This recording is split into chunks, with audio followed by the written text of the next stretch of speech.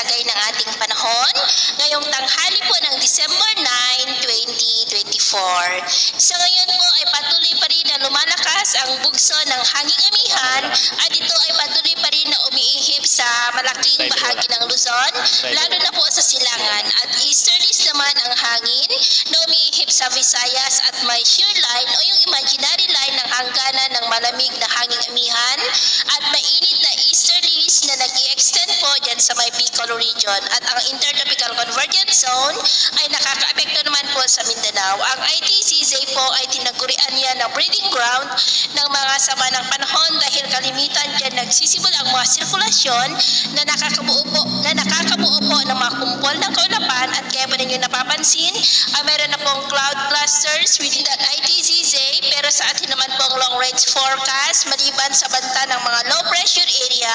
na mabuo sa silangan ng ating bansa ay wala naman pong namamataan na malakas na sirkulasyon o bagyo na tatawid po dito sa ating bansa for the next 2 weeks. At sa lagay ng ating panahon, ngayong tanghali ay maayos naman ang panahon sa malaking bahagi po ng ating bansa, pero dahil sa amihan, shear line at mga localized thunderstorm ay cloudy skies with isolated rains sa ilang bahagi ng Cagayan Valley, ilang bahagi ng Cordillera, Calabarzon, Mimaropa, Bicol Region, ilang bahagi ng Panay Island, Cadiz, ilang bahagi ng Cebu, Tagbilaran, Leyte, Samar Provinces, ilang bahagi ng Caraga, Davao at Zamboanga. At sa susunod po ng mga oras ay patuloy pa rin ang cloudy skies with isolated rains, ilang bahagi ng Cagayan Valley, Cordillera, Calabarzon, Bicol Region, Mimaropa, Kabisayaan at ilang bahagi ng Mindanao. Kaya mag-ingat pa rin po tayo sa mga banta pa rin ng mga pagbaha at pagguho ng lupa. At sa atin naman pong mga baybayin, dahil sa malakas na amihan ay bawal na muna ang papalaot sa silangang baybayin ng Luzon,